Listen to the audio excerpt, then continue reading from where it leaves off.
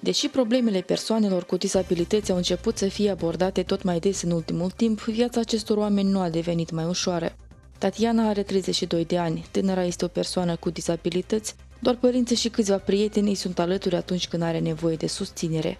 Alocația pe care o primește de la stat îi acoperă doar plata pentru chirie. Eu mai mult mă descurc singură. Dacă și ceva probleme am, nu am reușit odată, am să reușesc încă o dată, am căzut jos, am sculat, m-am dus mai departe. Tatiana a absolvit facultatea de biologie, însă nu a reușit să-și găsească și un serviciu în acest domeniu. În cele din urmă a fost angajată într-o companie comercială în calitate de operatoare, dar recunoaște că și-ar dori o activitate mai interesantă, care ar presupune mai multă comunicare. În lucrul ăsta nu mă dezvolt. Atât e automat făcut. Asta și atât. Ceva pentru să dezvolți, să minte în mișcare, să pui, n-ai lucru așa.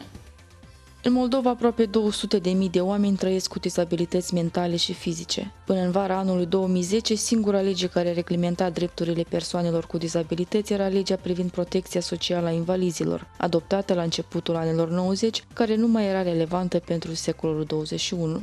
În acest sens, Centrul de Asistență Juridică a lansat o campanie de advocacy privind ratificarea Convenției ONU privind drepturile persoanelor cu dizabilități în anul 2008, la care au aderat 64 de ONG-uri din domeniul dizabilității. Ca urmare a activităților de advocacy și lobby desfășurate de Centrul de Asistență Juridică a Persoanelor cu Dizabilități, în vara anului 2010, Parlamentul Republicii Moldova a ratificat Convenția ONU privind drepturile persoanelor cu dizabilități. Odată cu ratificarea Convenției, statul a elaborat și a aprobat, de fapt, Parlamentul Republicii Moldova a aprobat în scurt timp strategia națională privind incluziunea socială a persoanelor cu dizabilități, care prevede un plan de acțiuni a statului, deci sunt enumerate un șir de acte normative care statul urmează să le adopte pe parcursul acestor 4 ani de zile, care duce la implementarea acestui tratat internațional. Implementarea prevederilor acestui tratat internațional nu ține doar de Ministerul Muncii, Protecției Sociale și Familiei.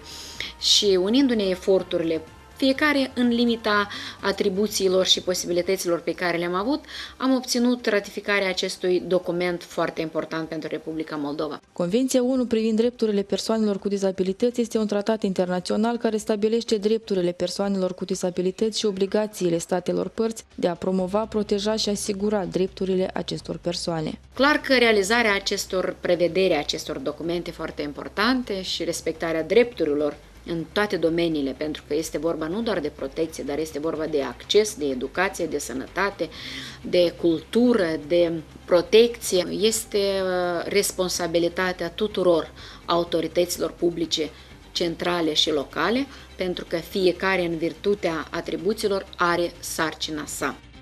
Contăm și dorim foarte mult ca aceste categorii de persoane să devină membri cu șanse și drepturi egale cu ceilalți membri ai societății. Centrul de Asistență Juridică pentru Persoanele cu Dizabilități este o organizație care promovează și apără drepturile oamenilor cu nevoi speciale. Activitatea centrului, în vederea ratificării Convenției ONU, se înscrie în proiectul Agenda Schimbării în domeniul dizabilității, în cadrul programului Consolidarea Societății Civile în Moldova. Proiectul vizează elaborarea unui studiu sociologic care elucidează care sunt barierele de incluziune socială a persoanelor cu dizabilități în Republica Moldova. Pe parcursul proiectului se participă la adoptarea și la monitorizarea legislației și se ține cont de care sunt pașii premergători la implementarea Convenției ONU privind drepturile persoanelor cu dizabilități. Schimbarea cea mai importantă pe care o aduce acest document juridic este transformarea statutului persoanelor cu nevoi speciale din simpli beneficiari ai protecției sociale în membri activi ai comunității, care pot să-și aducă contribuția lor la dezvoltarea societății, la fel ca și ceilalți cetățeni. La fel, în cadrul proiectului se facilitează schimbul de informații privind domeniul dizabilității atât cu societatea civilă, cu ONG-urile în domeniu, cu însuși mass media, prin intermediul unui buletin informativ pe care îl elaborăm lunar. La fel, informația o plasăm și pe blogul organizației Inițiativa wordpress.com și pe site-ul acesteia advocacy.media. Pe parcursul anilor aceste persoane pur și simplu nu erau acceptate de societate și se socoteau că sunt niște persoane care trebuie să fie izolate și nu au dreptul la integrare și incluziune socială.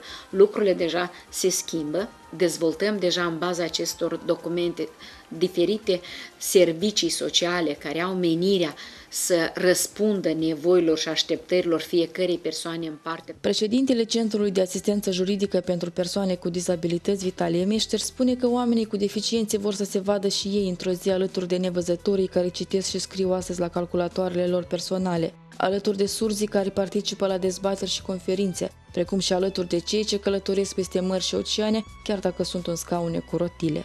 Ratificarea de către Republica Moldova a Convenției ONU privind drepturile persoanelor cu dizabilități poate face ca multe din așteptările acestor oameni să devină realitate. Aceeași intrare în diferite instituții, fie de învățământ, fie magazine, librării, biblioteci, etc., care nu sunt adaptate, instituții medicale, în primul rând, ministere, instituții culturale, adică accesibilitatea în Republica Moldova pentru persoane cu dizabilități este la nivel zero, pot să spun. Ne dorim ca pentru viitor să avem o îmbunătățire la capitolul finanțare pentru astfel de instituții, pentru a ne respecta obligațiunile față de aceste persoane prin prisma realizării acelui document important despre care vorbim. Tatiana este sigură că în viitorul apropiat schimbări esențiale în viața oamenilor cu dizabilități nu se vor produce, dar rămâne să fie optimistă și crede că visele devin realitate. Dacă te trezești și le realizezi. Aș vrea ceva să schimb în viață. Că, da, parcă nu-i rău, dar cam ar fi vreau să fie mai bine.